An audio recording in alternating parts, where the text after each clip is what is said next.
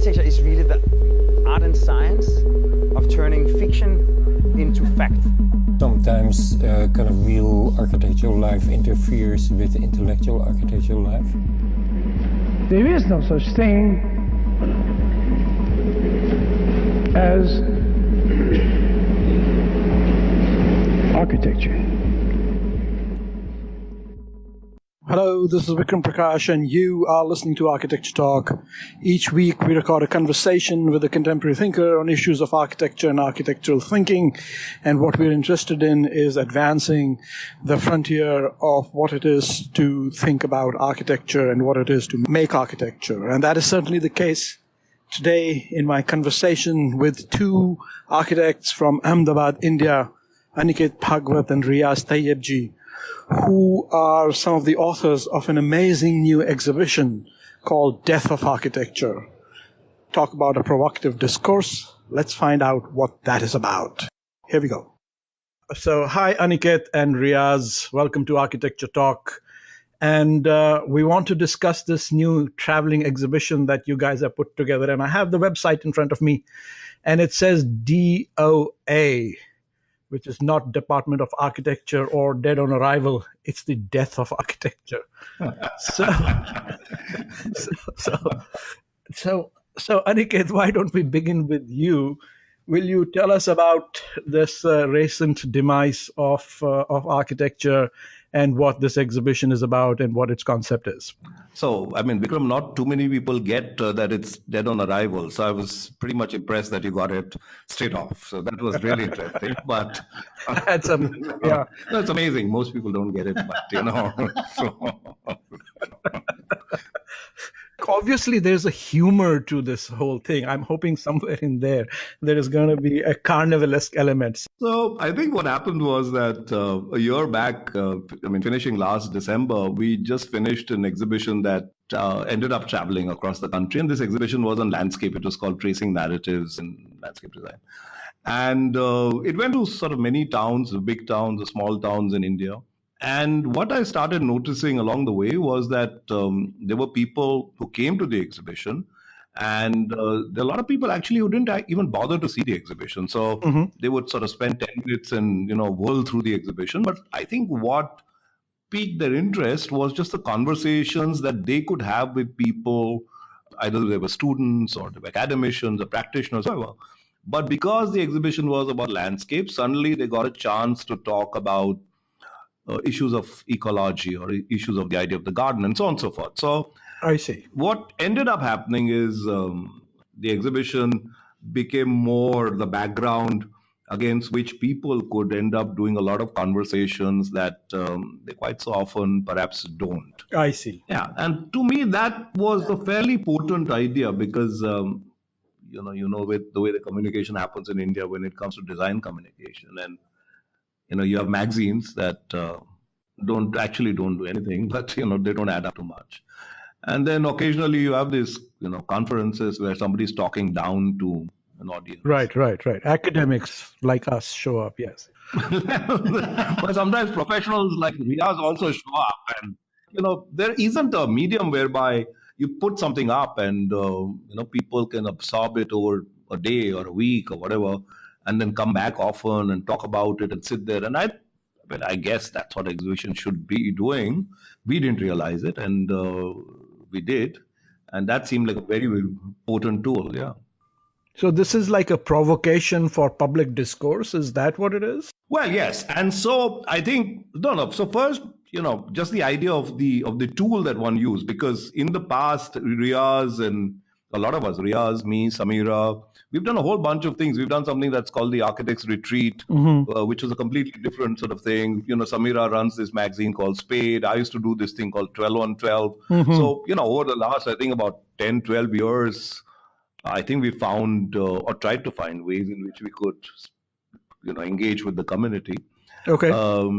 But this was different. And, so then at some point of time, I think Samira and I, we sort of got together and said, here's a nice potent tool, and why don't we do something about architecture? why don't we do it? This was landscape. Why don't we do something for architecture? And so what do we really want to do about architecture? And we always ended up finding that when all of us met, whether it's Riyaz, me, Samira, all of us sort of meet, it's the conversations that we have when we are alone over a meal or drinking coffee or whatever, which are really the best conversations. Right, I mean, right. because they're heartfelt conversations, they're Right. intense conversations, and you really lay it out there, and you don't really worry about what the other person feels or doesn't, but you want to really talk this through. And we said we must be able to create a provocation that's strong enough to allow people to do these sort of conversations in a kind of structured format. And I think that's how this whole idea sort of, and calling it death of architecture clearly was a provocation, but So explain to us the provocation, Riyaz. What are you trying to provoke here? The provocation was put across by Anikat. It was a provocation that was posed to all 13 architects, practicing architects, academicians who were taking part in the exhibition. And at one level, it was a way of even interpreting both the change that is taking place within the profession, also to be able to talk about a certain kind of loss, perhaps a lament that many times is expressed in the kind of private conversations that we have. Let's zero in on that a little bit because that seems to be foregrounded in the website also. I mean, what is the sense of loss or lament in practice in India today? so, for example, just the way that professional bodies in this country, whether it's the COA or whether it's the Indian Institute of Architects, actually beginning to organize the manner in which the profession is. Is there a debate about something of that kind? Just the way that we look at architecture. I mean, do we have enough lenses and enough means by which we can evaluate architecture, or do we end up evaluating it in fairly standard ways that don't really allow many readings of any piece of work? So that the death of the city, of course, has been something that has engaged people and many different levels of engagement in something. What do you mean, death of the city? I mean, here in the US, all we are celebrating is the massive urbanization of the world, and all the work seems to be focused on celebrating sort of the advance and advent of the age of the city. But you're talking about the death of the city. Why is that?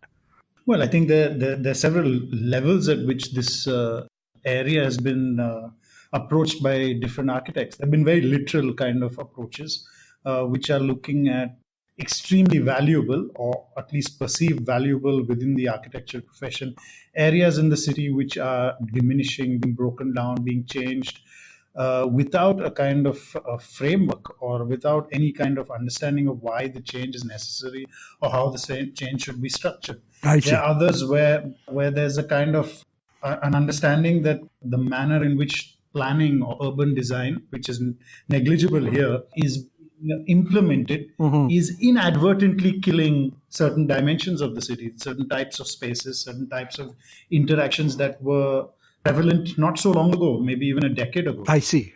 So let's say the way that bylaws are structured is one particular presentation looked at that very closely and looked at what it was doing to certain parts of the city that, in that case, particularly Bombay, that was being discussed. But there were other dimensions. There was the way that the city draws in people from small towns, which are very, very beautiful physically, but completely derelict in terms of inhabitation, and yet they're scattered with these very beautiful, neglected, leftover objects, which were then picked up and brought as exhibition pieces, worked on by the architect into the space of the exhibition. I see. That there's another side to development. Perhaps one way of looking at it or interpreting is that it's sucking something from somewhere while projecting growth somewhere else. So there are all these kind of dimensions which one could talk about, both the physical environment in terms of individual buildings, but definitely in terms of the city as well.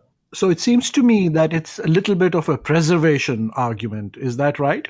Some parts of it. I wouldn't say all of it was preservation argument. I mean, I think, yes, that I think comes up naturally, I think, when you see the loss of good parts of city disappearing.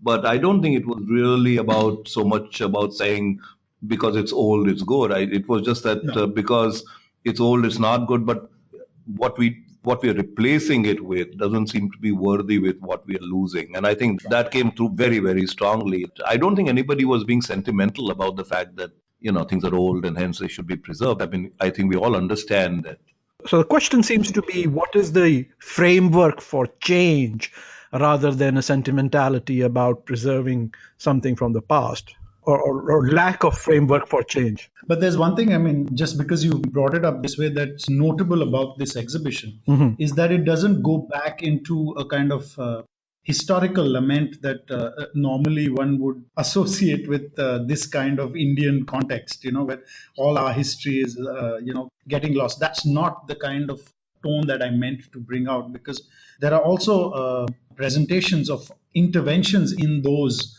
contexts, where one can look at objects or buildings, or there are provocations that have been presented in forms of actually engaging or inhabiting those contexts. Like the one that was on Delhi, and I thought it was interesting that what it was really beginning to say, that your understanding of parts of the city really continue to get layered, because each generation adds their memories to the next generation. So Right. what you really begin with one idea of a city, by the time you're third generation down, it's become a different animal. And how do you really decode all that and unpack it? Yeah. But it looked at spaces like Nehru Place. So there was nothing sentimental. Oh, yeah, about not at it. all. Not at So all. that's the point I was trying to Yeah, make to not at Vikram, all, that not at all. they were looking at Yeah. at places of value which may not necessarily be pretty or beautiful. Just popular and they're heavily used. I Heavily think. used, yeah. I mean, it's like looking at the city like a layered palimpsest. And the question, I suppose, what I'm hearing you say is, how do we lay down the next layer and prepare for future layers to come, rather than simply seeing the past as something to be erased in an ad hoc manner? I thought it was very fascinating that you used the medium of conceptual projects, right? All your participants who are drawn from various cities in India, all these practices that are participating in the exhibition, 13 practices. We could write papers about this. We could do, preservation studies. We could do things like that, or we could present our own latest projects. But it's very fascinating that most of the things presented are kind of conceptual projects. Can you explain what the thinking behind that was? I think I think we were quite clear right on in the beginning. That of course this wasn't going to be at all a medium whereby one could discuss one's own work. I mean, this wasn't seen as that area. Yeah.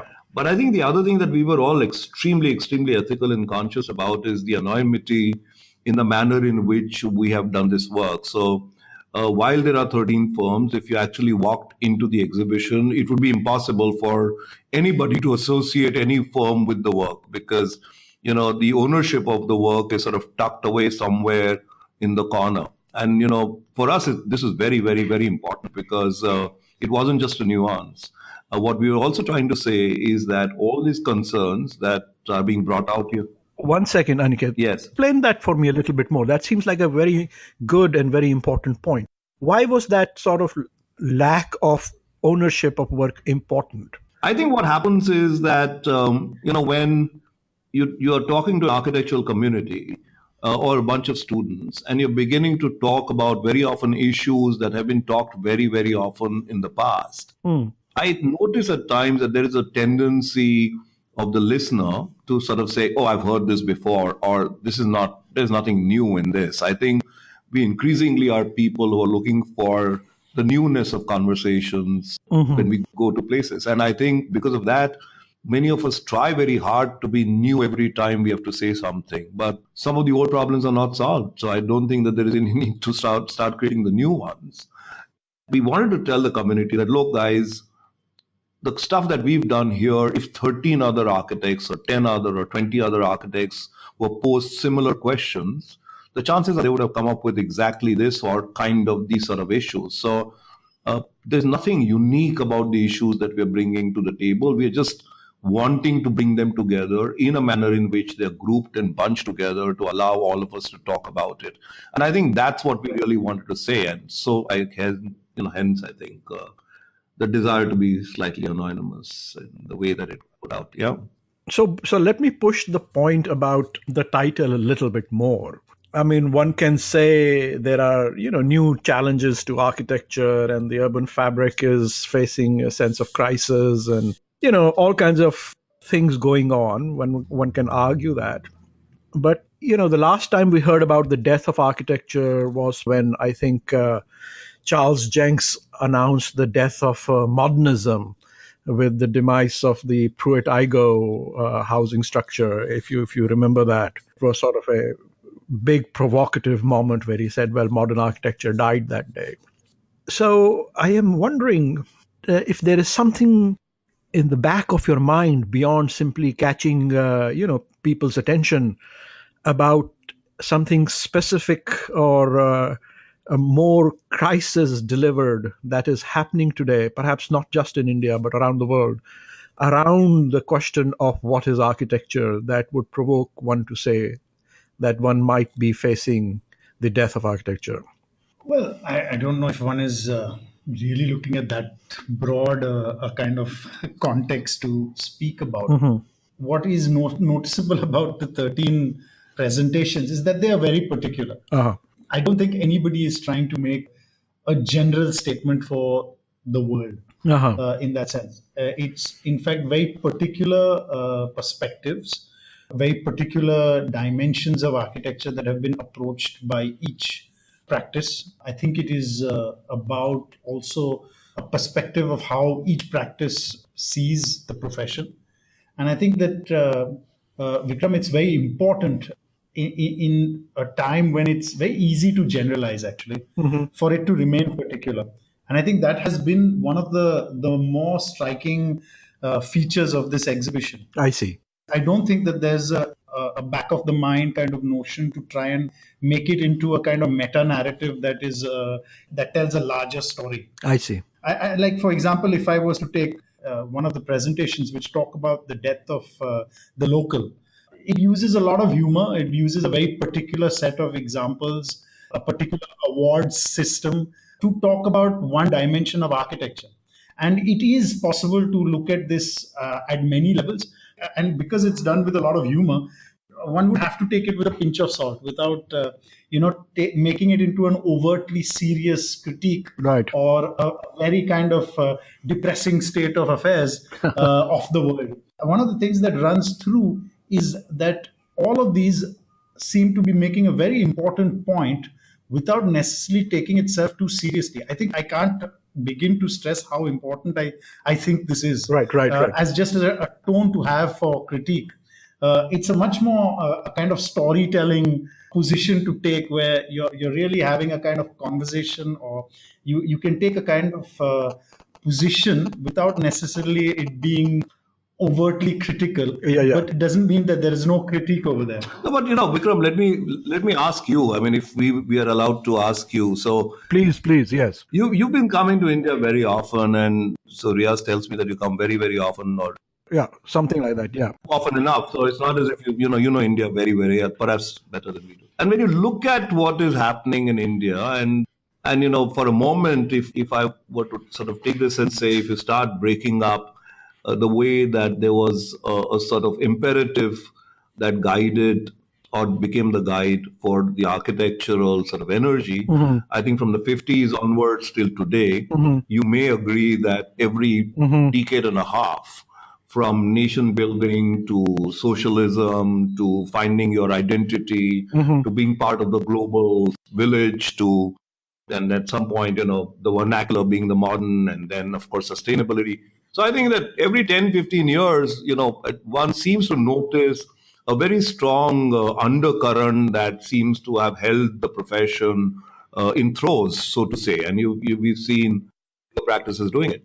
And now in the last 10 years or 15 years, one wonders what is that undercurrent, if there should be an undercurrent. I think we are also at a point of time when finally there's a generation that, while they're very reverential and while they respect what happened in the 50s and 60s, don't look at that anymore as the burden that they need to carry, or don't look at that or the gold standard anymore.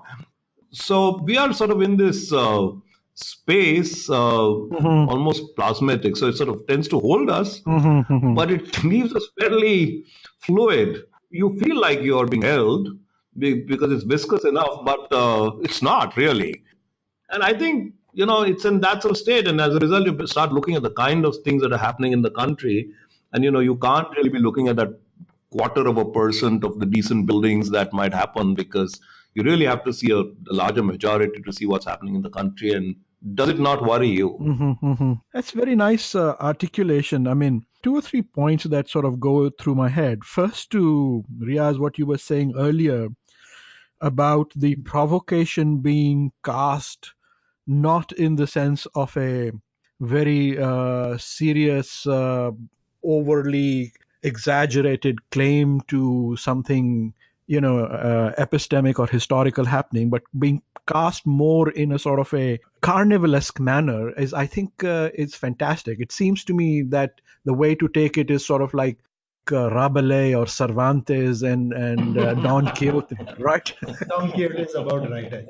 Don Quixote is about right, and that's one of the finest ways of doing critique, right? It's neither a joke nor is it taking things overly seriously. And we have a Bhaat tradition. It's an international tradition in India. Yes. And I'm also looking at these sort of events that you have conducted. You have court martials and a second court martial, and Some of those discussions were very good. Very good. I bet you. I wish I was there. But what I'm talking about is the general format, and what I'm learning from you is that the provocation is not this over serious thing, but is not serious either, but is put forward in this kind of Cervantian carnivalesque manner, where it is intended to provide critique, but through the sly glance of the humor. So that is true.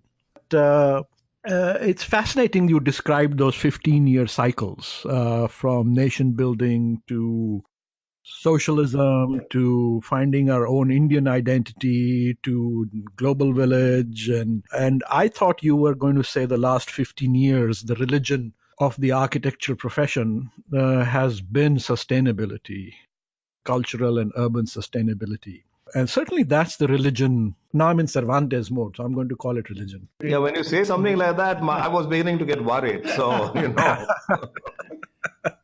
What is the word for this? The new ethic, if one wants to call it, of the profession. The new peg to put your coat on. Peg to hang the coat on, the professional coat on, Yes, that sounds.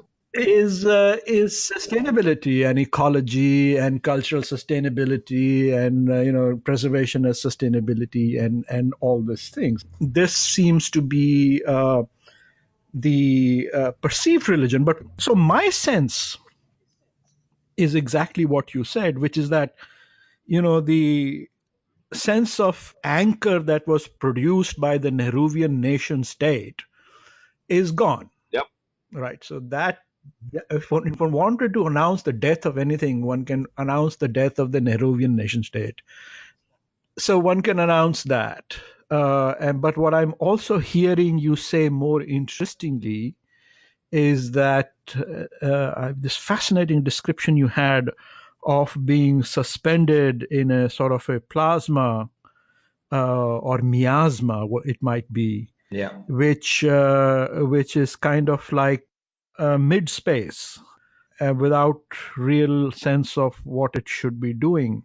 I mean, here in the United States, I feel there is kind of a return to a new neo-modernism in the form of this new sustainability. There's almost a utopian sense to it.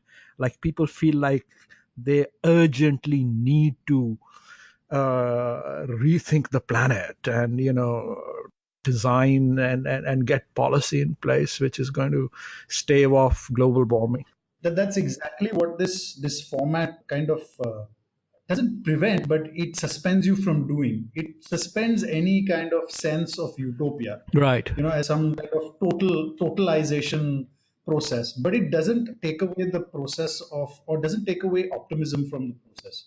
And I think that if you look at optimism in a kind of political manner where it becomes institutionalized, it leads to all types of utopias.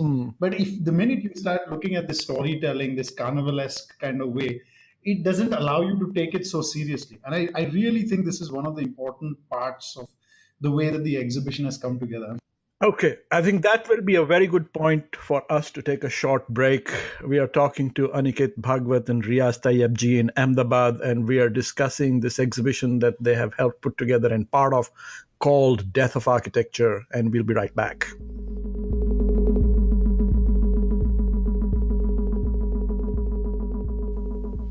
Hello, everyone. Thanks for listening to Architecture Talk. We release a new conversation every other Wednesday. So, if you're enjoying this conversation, please do be sure to visit our website and to check out some of the earlier conversations. From the website, you can also subscribe to this podcast and you can listen to the other episodes.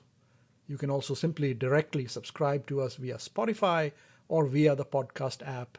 And of course, we are available to be heard via any of the other podcasting apps that are available on the internet, such as Stitcher, Overcast, etc. We would also love to hear from you if you have any questions or just some comments, or even have a suggestion for a future episode. You can reach us via the contacts page on architecturetalk.org. Thank you for listening again.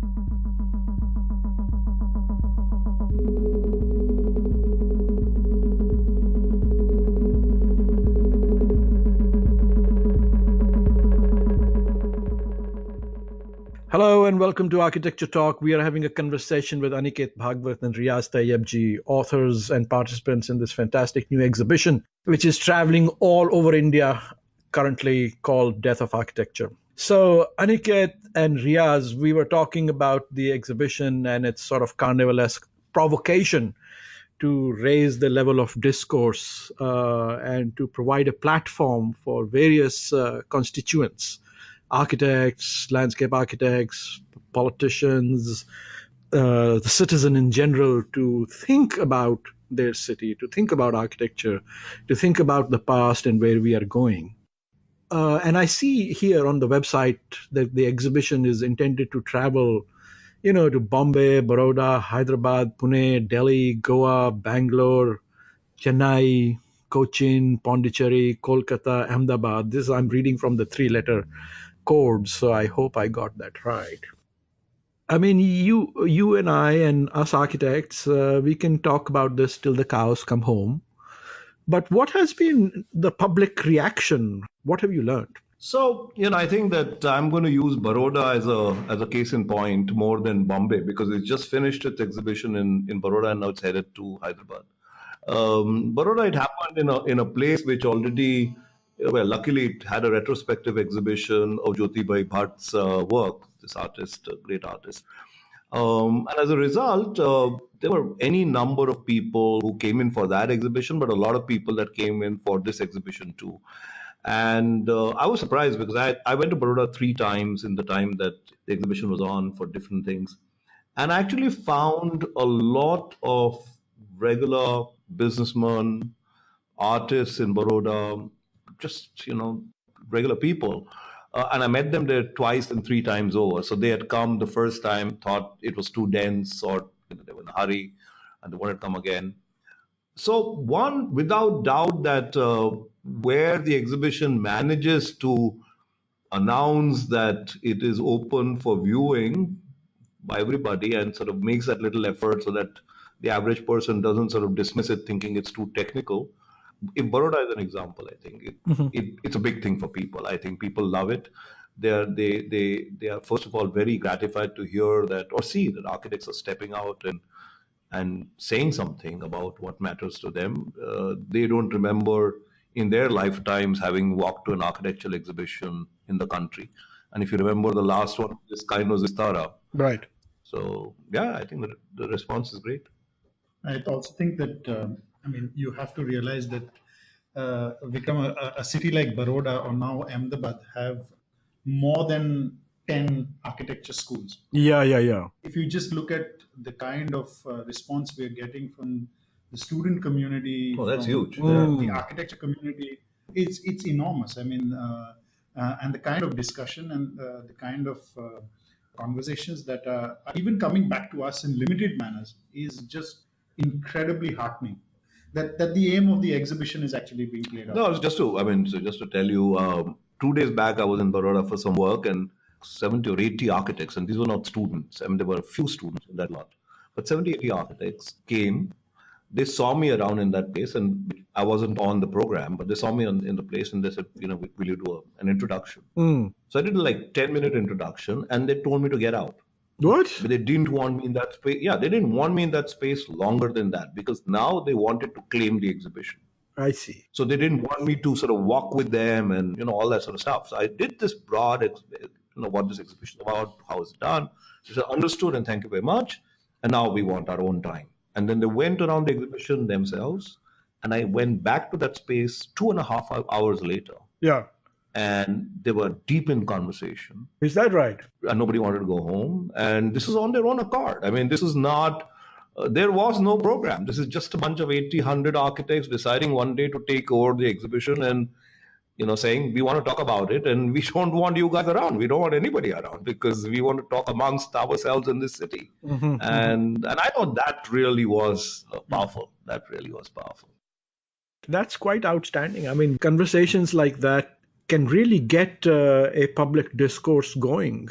I mean, we certainly feel that in the United States. In Europe, you feel like there are 25 architecture journals, and a lot of the public seems to be engaged with and concerned about architecture and always has a point of view or two, but not so much in the United States, it seems. So what do you think is the quality of public discourse on architecture and people's thoughts on their built environment in contemporary, transforming, evolving India? Yeah, no. So I think if one is to be truthful, the quantum and the quality of discourse is negligible and not of a very high quality. But I think that's the point to get that discourse up. I think for a long time we somehow expected that institutions, whether it was SEPT or SPA or whatever the structure was, would somehow get this level up. It hasn't happened. Or professional bodies. Or professional bodies, yes. And it hasn't happened. It's not even close. Neither has the publication industry. I mean, we've got about 30 magazines in front of us right now acting as sound absorbers. But I mean, you just have to look at the quality of stuff that's coming. That's their real use. That's the real use. And it's like, I mean, there is no discourse. I mean, let's be frank about it.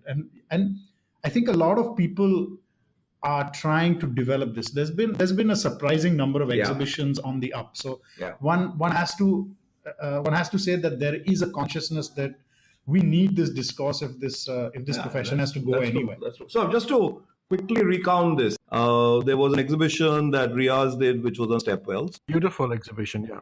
There was an exhibition that Sameep Padora did on housing. There was a beautiful exhibition done by a bunch of kids in Belgaum with a small architectural firm called Cicada. And they did paintings of the old homes in Belgaum. And they put up their own little exhibition. Right, Rupali and Prasad have set up in Jawahar Kala Kendra in Jaipur this exhibition that is called When in Space. And, it's a huge, huge, huge exhibition. So I think that there were a lot of these sort of exhibitions. And then, of course, there is the State of Architecture exhibition and now the State of Housing. So I think this space gradually is being occupied by this medium of communication, which I just think is a story of the last 2 or 3 years. I mean, none of it existed before that. And the parallel to this, I think, is also when you start looking at something like CAG, which is the Chennai Architectural Group in Chennai, of course, or the Cochin Collaborative, or people like that. So in all these towns, you're beginning to find groups of architects creating their own sort of body. And it has a name, it has a constitution, it has a fund, it has got a structure. They're no more depending on the institutions in this city. They're no more depending on the professional bodies of this city. And certainly not depending on the senior architects, whoever they may be. Who at some point of time, I guess people looked up and said maybe they are going to help structure the discussion. And they're pretty much sort of rolling up their sleeves and saying, let's begin talking ourselves. That's fantastic. Yeah. So, Vikram, what's happening is that in this plasma that Aniket was talking about earlier, there are all these kind of new forms of engagement. I mean, you look at a place like Kolhapur and you look at the kind of architecture that's coming out of there. Yeah, sure. Would make Zahadid blush, I'm telling you. Oh, really? I love that image, though. Anyway. But yeah, no, just a little exaggeration here and there. But the point is, there's people working, and they're just more and more types of efforts to practice emerging. And therefore, at this point, you can't say you had the singular architecture practice of the nation building time. It's no longer like that. Mm-hmm. But that also means that there are many ways of and many efforts to try and look at what it means to practice in India at this point in time. So there's not one singular discourse. It's a very live space to be part of at this point in time. Yeah, that's fantastic. I mean, it seems to me, it started with that whole nation building effort around modernism.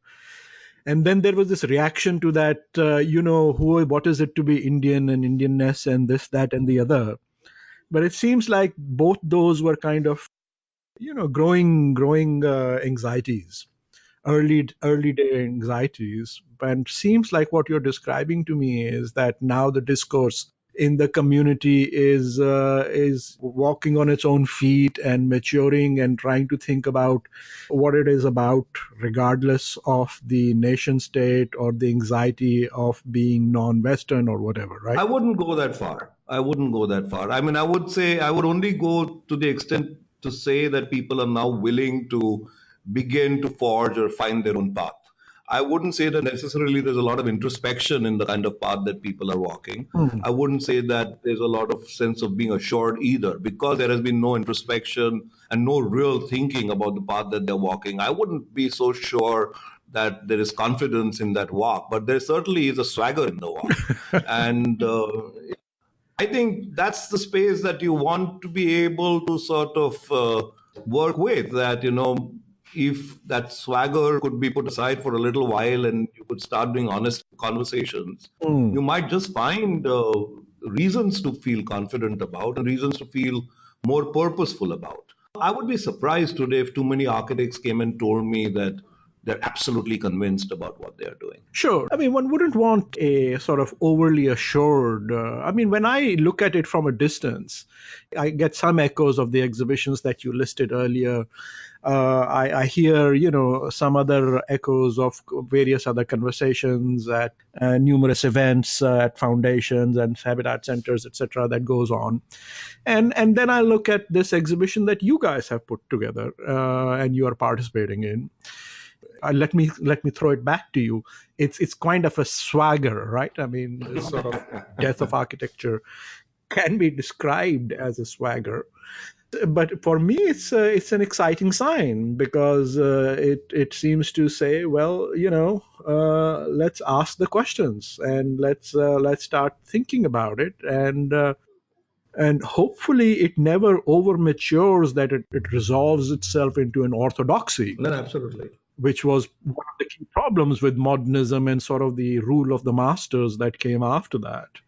That it should really remain, from my perspective as an academic, in the realm of constant questioning, right? And which is what is the fantastic thing about your exhibition, is that it remains and constitutes the issues through a series of questions, and the necessity of questioning and talking about things, rather than saying, well, here are the established truths, do you like them or not? I mean, what you're saying is interesting, because we've had reactions on this also, and some of them have been very, very strong reactions. Like what? Well, there are people who we invited and refused to come because of the title. Right. There are people who, when we spoke to them, they sort of burnt our ears about how irresponsible we were, and how could we ever say things of this kind, and this was blasphemous, and so on and so forth. But strangely, all the people who said this to us were people that belonged to a generation before us. And all the people who came happily or were inquisitive were our generation and younger. So I really think that there is slowly beginning to be, I wouldn't call it a generational divide, but I'm saying it's the way that history is being now read by the younger lot and this generation is very different from the way history was being read by the people just a little earlier. Right. And I think this generation is shrugging it off and saying, let's get on with it and let's talk about it, because we do know that things are wrong, and let's not keep pretending that everything is hunky-dory, because we know things are not hunky-dory. And the more we talk about it, I guess, well, we might solve it, or we might find a place to just release angst, whichever way, but let's talk about it. And I think that's the difference. Yeah, for sure. Yeah. And it'll just keep the ball rolling. So as we move towards the end here, I would be very interested if both of you would, let's start with you, Riyaz. Why don't you tell us a little bit more about, your specific contribution to the exhibition? Can you describe very briefly what you or your anthill design put up, and what was the thinking behind it? So we put up about 10 panels. Each panel was about 3 feet by 4 feet was the panel size. Largely they were drawings. So they were a set of drawings that looked at some conceptual relationships, and I'll get into that in a bit. And there were others which looked at buildings in an analytical sense. And what we were actually looking at 3 or 4 things simultaneously. But the most important was the notion of time in architecture and how it's shifting. So whereas all our discourses through our education have been about time, various scales of time, whether you're looking at the cosmic or you're looking at the geographical or the historical, and we broke it up into 4 times, and the fourth being the momentary. And what we started discussing was how there's an emphasis right now on only momentary time, and the way that slowly the profession is getting structured, in the way that briefs are given, or the way that planning allows or doesn't allow you to engage with your context in a particular manner. And what we took was 4 buildings of contemporary architecture in the last few years, which that are very well known in the Indian media at least. Uh-huh. And we analyzed them using architectural drawings, looking at what they could say and what they couldn't say about time. And what we realized was that really these buildings are being forced to look at only the immediate dimensions of time, whether you look at floor space indexes, or whether you look at the way in which articulation takes place within a building. Even where architects have an imagination, or where you can read that the architect has an imagination, you've got planning, or you've got bad planning, or you've got interventions by urban authorities which don't allow for an extension of those ideas to have any kind of meaning, any larger meaning, or any kind, or plug into any larger system of ideas. So really what we were saying was that architecture seems to be this island where you can explore an idea only if you're in a private space. And what kind of happens is that you collapse all the grand ideas. You start bringing them into interior designs of particular small projects. And that becomes the kind of arena where architects can explore this. So there's a kind of collapse of time in the way that the profession is structuring itself.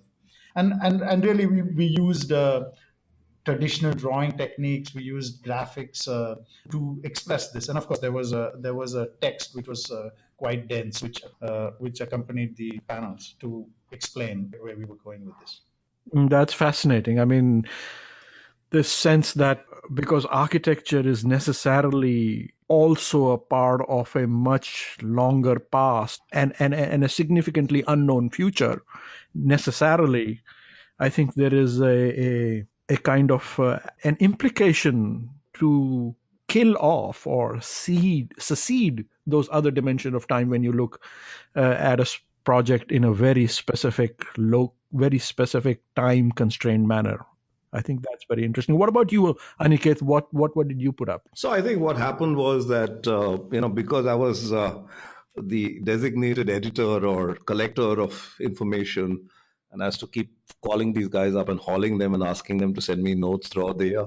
So I sort of pretty much got a sense of what people were doing pretty early on. So I mean, I knew that somebody was beginning to talk about cities, or somebody was beginning to talk about nostalgia or memory or beauty or the idea of the ruin.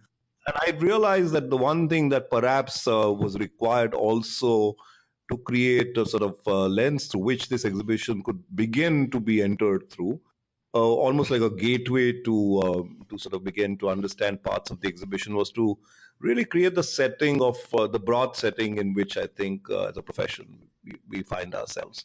So there were two parts to it. I think one part was to just sort of put up stuff that would allow people to look at it in one frame and reflect about it. So one artwork or one poster takes the idea of a temple plinth, and along that temple plinth puts in 3,000 years of selected pieces of architecture in between, the lines. And of course, normally as you go higher, you should go closer to divinity in the way that we've arranged it, but of course open for people to interpret. The old buildings were right on top, and the recenter buildings were right at the bottom. And we sort of put it up there for people to reflect. And there was a similar one, which was a poster where sort of buildings were imploding into a space, and that was a vacuous space. Whether that space was drawing the buildings towards the light, but it had lots of buildings. So those really were sort of reference or context posters. Then we'd done a poster which was really about lost architects, and this was done in very faint sort of silhouettes of selected buildings. And how true that was I think proven when in the Bombay exhibition we invited Ved Sagan to come and talk to us. Of course, Ved was very, very reluctant to come, but we finally managed to get him to come. And when he did come, a lot of people in Bombay actually walked up to me and said, "Who's Ved Sagan?" I mean, they'd never heard of this architect. They didn't know the work that he'd done. And only because he was the kind of man who didn't want to talk about it, and he'd receded into his own life, and he wasn't a very voluble human being. And I think there's a lot of that kind of work happening in the country, with people who've done incredibly great work in their small cities and their small towns or big cities. And because the discourse has been monopolized by a set of people over the last 15, 20 years, it served them and it served the media. And a lot of other architects have sort of held their silence, some because they're not comfortable, some because they've seen it as a non-ethical thing to do, to talk too much about their own work and believe that the work should speak for themselves, or some that just were not interested. I mean, they didn't want to engage in that space. And yet, as a community and as a profession, we fail them and we fail ourselves, because we are drawn towards the people who make the noise, and we rarely have the time to go to people who stay silent or behind the screen or in the woodwork. So this is whole panel on lost architects.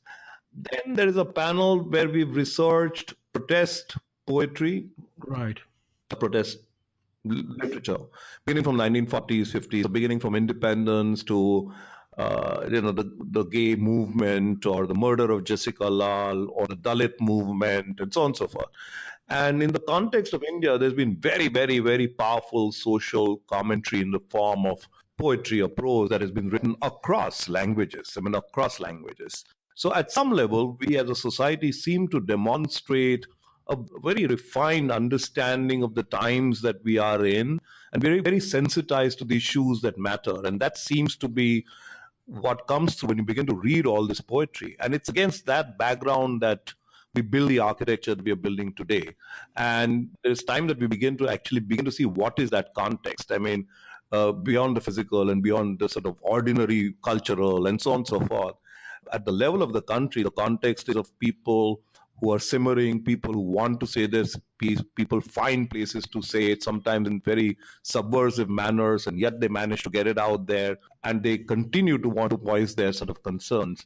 And in that light, what kind of work do we do? So it poses a question in the form of thumbprints. So the walls within, so the thumbprints on a drawing, and the walls have all this protest poetry, and you can only go closer and begin to read all the poetry. Fantastic. And then there is one which is this Chinese way of killing people. It's called Death by Thousand Cuts. Yeah, the red cuts on. Yes. So from a distance, you just see a bleeding set of paperwork. But when you go close, and you in very, very faint text in almost light gray, you'll find the way that the COA announces what new colleges and qualification of professors should be, or the way that the government will announce the way that an architect should qualify for a competition, or the way that a certain college will announce itself to the students about what it stands for. And there's all this little text that's hidden between the bloodlines to say that, all these are cutting us every day, but they're minor cuts, so they seem like minor cuts, and the body still remains or looks like it's all fine, but these small cuts are killing us, and it's time we figured it out. So that really was, I think, the aperture. And I think then, all the issues were explained in the work of all the 12 architects. So that's the position that we took. Fantastic. Both those look really good, and I wish I was there. But thank you for being on Architecture Talk, Riyaz and Aniket. It has been such a pleasure talking to you. Thanks a lot. This has been fun, and this has been a good 1 hour.